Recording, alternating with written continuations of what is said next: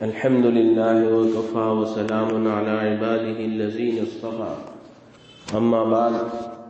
أعوذ بالله من الشيطان الرجيم بسم الله الرحمن الرحيم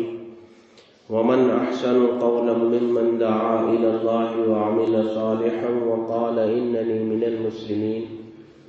وقال الله تبارك وتعالى كنتم خير أمة أخرجت للناس تأمرون بالمعروف وتنهون عن المنكر صدق اللہ العظیم۔ محترم دوستوں، بزرگوں، اللہ تعالیٰ اپنے کلام پاک میں ارشاد فرماتے ہیں کہ اس سے بہتر کس کی بات ہو سکتی ہے جو لوگوں کو اللہ کی طرف بلائے۔ قرآن مجید کی جو خطبے میں پہلے آیت میں نے تلاوت کی، اس کا مفہوم یہ ہے وَمَنْ أَحْسَنُ قَوْلًا مِّمَّنْ دَعَا إِلَى اللَّهِ وَعَمِلَ صَالِحًا وَقَالَ إِنَّنِي مِنَ الْمُسْلِمِينَ۔ اس سے بہتر کس کی بات ہو سکتی ہے جو لوگوں کو اللہ کی طرف بلائے، اور اللہ کی طرف بلانے کے ساتھ جو بات کہی جائے اس کے ساتھ اچھے عمل بھی کرے، اور پھر اس کے بعد اپنے آپ کو کوئی خاص شخصیت نہ سمجھے، بلکہ اللہ نے فرمایا یوں سمجھے وقال اننی من المسلمین، عام مسلمانوں میں سے میں بھی ایک مسلمان ہوں۔ تو پتہ چلا دنیا کی سب سے اچھی بات اللہ کی طرف بلانے والی بات ہے، یعنی دعوت کی بات۔ دعوت کہتے ہی اس کو ہے کہ لوگوں کو اللہ کی طرف بلانا۔ مؤذن اذان کے ذریعے سے اللہ کی طرف بلاتا ہے، اس لیے مؤذن کو سب سے بڑا داعی کہا گیا کہ سب سے بڑا داعی کون ہے، تو کہ مؤذن ہے، کہ وہ 5 وقت اللہ کی طرف لوگوں کو بلاتا ہے، اللہ کی بڑائی بیان کرتا ہے۔ اللہ اکبر اللہ اکبر اللہ اکبر اللہ اکبر، 4 مرتبہ اللہ کی بڑائی فضاؤں میں گونجتی ہے، اور پھر اس بات کی گواہی دی جاتی ہے کہ اللہ کے سوا کوئی عبادت کے لائق نہیں۔ حضرت محمد رسول اللہ صلی اللہ علیہ وسلم اللہ کے رسول ہیں، اس بات کی گواہی دیتا ہے، اور پھر اس بات کی دعوت دی جاتی ہے حی علی الصلاح حی علی الفلاح۔ اے انسانوں، دنیا کے اندر تم جس نقشے کے اندر کامیابی تلاش کر رہے ہو، آؤ کامیابی یہاں پر ہے، حی علی الصلاح، آؤ نماز کی طرف، آؤ کامیابی کی طرف۔ کہ اسی لیے اذان کو دعوت تامہ کہا گیا۔ اذان کے بعد کی جو دعا ہے اس میں یہ آتا ہے کہ دعوت تامہ، اسی لیے آتا ہے کہ مؤذن کی گردن کل قیامت کے دن سب سے اونچی ہوگی، اور مؤذن کی جس نے پوری زندگی اذان کا کام کیا مؤذن، تو اس کی مٹی، اس کی لاش کو، اس کے جسم کو قبر کی مٹی نہیں کھا سکے گی۔ ایک شہید کی لاش، شہید کی جو ہے بدن کو جو ہے وہ مٹی نہیں کھائے گی، اور ایک یہ آتا ہے مؤذن کی، اتنی بڑی فضیلت ہے۔ تو دعوت کا کام، لوگوں کو اللہ کی طرف بلانا، چاہے جس ذریعے سے بھی ہو، بیانات کے ذریعے سے ہو، گشتوں کے ذریعے سے ہو، تعلیم کے ذریعے سے ہو، اللہ کے راستے میں نکلنے کے ذریعے سے ہو، یا پھر اپنے انفرادی طور پر باپ بیٹے کو اللہ کی طرف بلا رہا ہے، چچا بھتیجے کو اللہ کی طرف بلا رہا ہے، بڑی بہن چھوٹی بہن کو اللہ کی طرف بلا رہی ہے، یہ دنیا کی سب سے اچھی بات ہے۔ وَمَنْ أَحْسَنُ قَوْلًا مِّمَّنْ دَعَا إِلَى اللَّهِ، اور یہ فریضہ بتایا، اس امت کا اصل مقصد یہ بتایا۔ دوسری قرآن کی آیت ہے كُنتُمْ خَيْرَ أُمَّةٍ أُخْرِجَتْ لِلنَّاسِ، تم جو ہے بہترین امت ہو، تم نکالے ہی اس لیے گئے ہو لوگوں کی نفع رسانی کے لیے، تاکہ تم جو ہے بھلے کام کرو، بھلے کام کا حکم دو،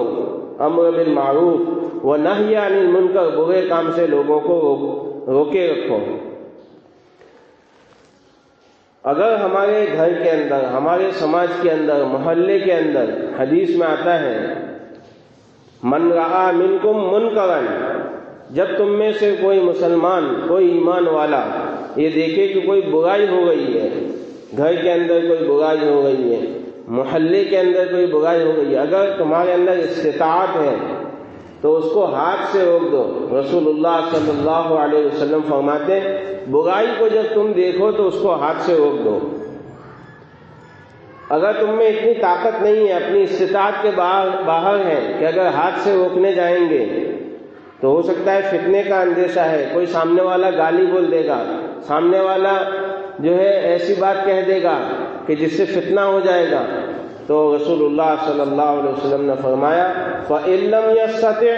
فَبِلِسَانِهِ، تو زبان سے روکو۔ جیسے گھر کے اندر باپ بیٹے کو زبان سے روک سکتا ہے، چچا بھتیجے کو زبان سے کوئی روک سکتا ہے، بیٹا نماز نہیں پڑھا، باپ اس کو روک سکتا ہے کہ بیٹا نماز پڑھنے آ جاؤ، تو اس کو کہا کہ زبان سے روک دو۔ لیکن ایسی برائی ہو گئی ہے کہ زبان سے بھی نہیں روک سکتے، تو پھر کم سے کم درجہ یہ بتایا فَإِن لَّمْ يَسْتَطِعْ، اگر اتنا بھی تمہارے اندر استطاعت میں نہیں ہے تو اس برائی کو دیکھ کر تم جو ہے تعویلیں کرنے نہ لگ جاؤ، کہتے ایسا ہے نہ ہوئے نہیں، نہیں، فرمایا اپنے دل میں اس برائی کو برا سمجھو، یہ جو ہو رہا ہے غلط ہو رہا ہے، دل میں اس کو برا سمجھنا۔ اگر دل سے بھی اس کو برا نہیں سمجھا، کسی برائی کو دیکھ کر دل سے بھی برائی نہیں سمجھا، تو فرمایا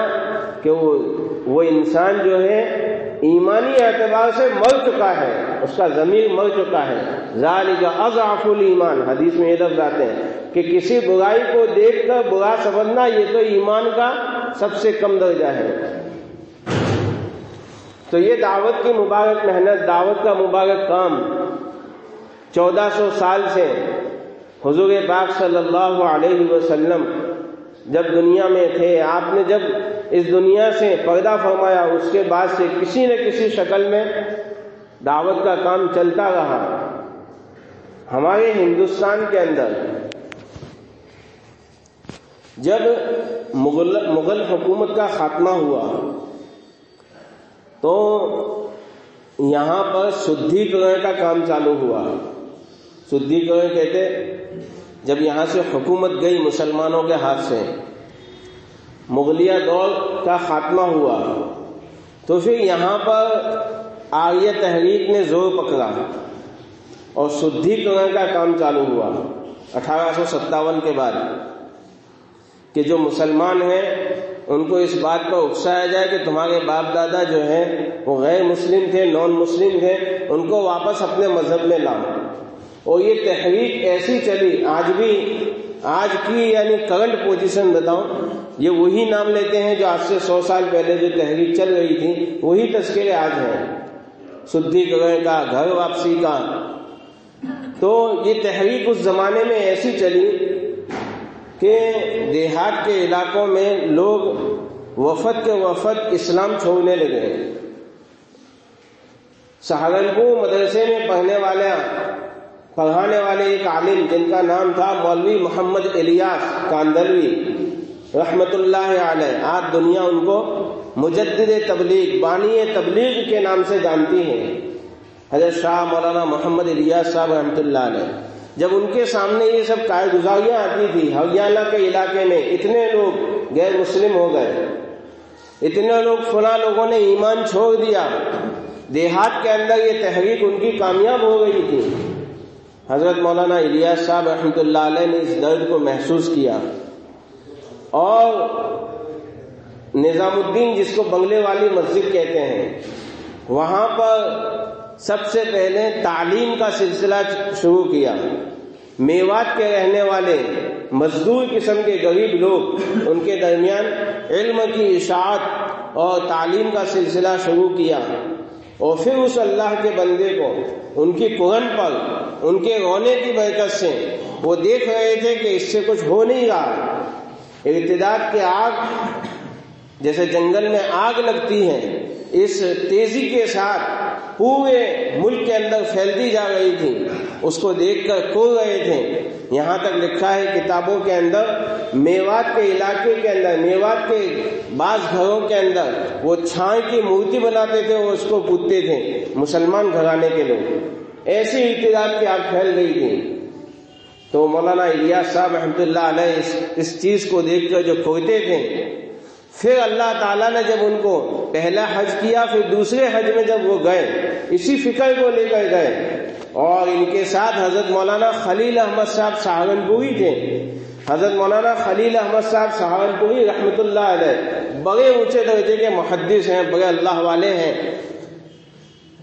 مدینہ شریف جب حاضری ہوئی دل بے چین تھا، اور روضہ اقدس سے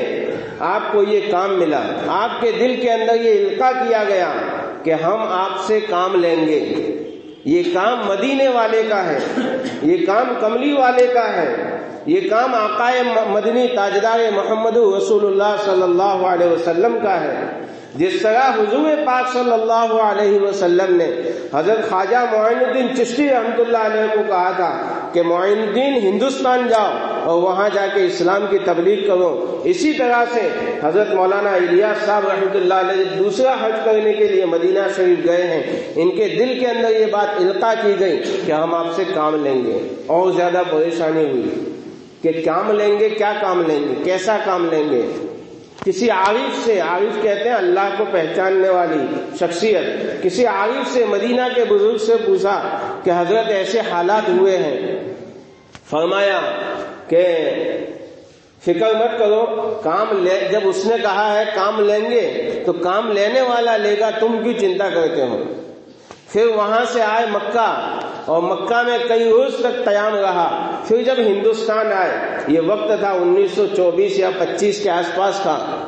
جب ہندوستان آئے تو انہوں نے یہاں سب سے پہلے اللہ تعالیٰ نے ان کو اوپر کھولا گشت والی محنت کو، ایک ایک گھر جا کر، ایک ایک دروازہ کھٹکھٹا کر اللہ کی بات بتانا۔ گشت والی محنت کھلی، پھر جماعتوں کی محنت کھلی، اور پھر اس طرح سے یہ کام جو ہے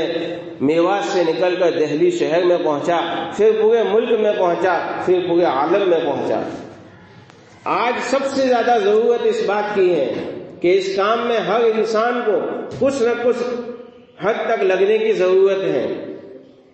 ایک غلط فہمی کی بنیاد پر، ہو سکتا ہے غلط فہمی ہو، ہم تو یہی، کسی کے بارے میں کوئی نیگیٹو خیال اپنے دل میں نہیں لانا چاہیے کہ بھئی وہاں کی سرکار نے جو بینڈ کر دیا ہے، پرمیشن رد کر دی ہے یا بند کر دیا ہے، اللہ جانے کیا ہوا ہے کہ سعودی سرکار نے، تو نیگیٹو خیال اپنے ذہن میں نہیں لانا چاہیے۔ ہو سکتا ہے کسی بدگمانی کی وجہ سے، غلط فہمی کی وجہ سے انہوں نے جو ہے اس کام کے اوپر جو ہے بینڈ لگایا ہے، لیکن انشاءاللہ جب وہ غلط فہمی دور ہو جائے گی تو کام کھل جائے گا، کیونکہ یہ کام جو ہے عالمی کام ہے، اور کسی کے روکنے سے یہ کام رکے گا بھی نہیں ہے، کیونکہ یہ کام جو ہے حضور پاک صلی اللہ علیہ وسلم والا کام ہے۔ آج جمعہ کے اندر تمام علماء کرام کی یہ ہدایت تھی کہ ہر خطبہ جو ہے، ہر خطیب جو ہے، ہر مقرر اپنے جمعہ میں اس کام کے بارے میں کچھ بتائیں۔ لیکن کیا کریں، کام کے بارے میں حضرت مولانا الیاس صاحب رحمۃ اللہ علیہ کے بارے میں کچھ تفصیلی بات عرض کرنی تھی، لیکن 11 بجے تک تو میں نے مولوی صاحب اور ایک ساتھی اور دوسرے کوئی تھے ہی نہیں مسجد میں، اس لیے نیت کو، جمعہ کا دن جو ہے بڑا اہتمام، بڑا ہی محتمم بشان دن ہے، 7 دنوں کا سردار جمعہ کا دن ہے۔ مسلمان کیسی غفلت میں سویا ہوا ہے کہ جمعہ کے دن بھی وہ ایسے آتا ہے جیسے آگے دن نماز پڑھنے آتا ہے۔ جمعہ کے دن تو کم سے کم یہ ہونا چاہیے کہ 12 بجے سے اپنے سارے کام نمٹا کر ہمیں 12:30 کو مسجد میں پہنچ جانا چاہیے، تاکہ مسجد میں آ کے سنت پڑھے، اپنے جو ہے نوافل پڑھے، یا سورہ کہف پڑھے، سورہ یاسین پڑھے، پھر جو تھوڑا سا وقفہ بچتا ہے، یہاں پر زیادہ بات نہیں ہوتی، 10 15 20 منٹ سے زیادہ بات کرنے کا میں قائل بھی نہیں ہوں۔ اتنی دیر اللہ کے دین کی بات جو ضروری ہوتی ہے وہ بات عرض کی جاتی ہے، تو اگر جلدی آئیں گے تو انشاءاللہ بہت فائدہ ہوگا۔ اگلی جمعہ میں انشاءاللہ اللہ نے توفیق دی تو اسی کے مطابق بات ہوگی۔ تمام حضرات نیت کریں اس کی کہ انشاءاللہ 12:40 کو میکسیمم، زیادہ سے زیادہ ہمیں 12:40 کو مسجد میں پہنچنا ہے، اور اس کی دعوت بھی چلانا ہے۔ خصوصاً ہمارے یہ جو محلے ہیں، اندھیری پول ہے، وناتوار ہے، ادھر خطری، اور یہ راجکوار بازار ہے، کہ بھئی 12:30 12:40 تک مسجد میں پہنچنا ہے، تو کچھ کام آگے بڑھے گا۔ اللہ تعالی ہمیں ان باتوں پر عمل کرنے کی توفیق عطا فرمائے۔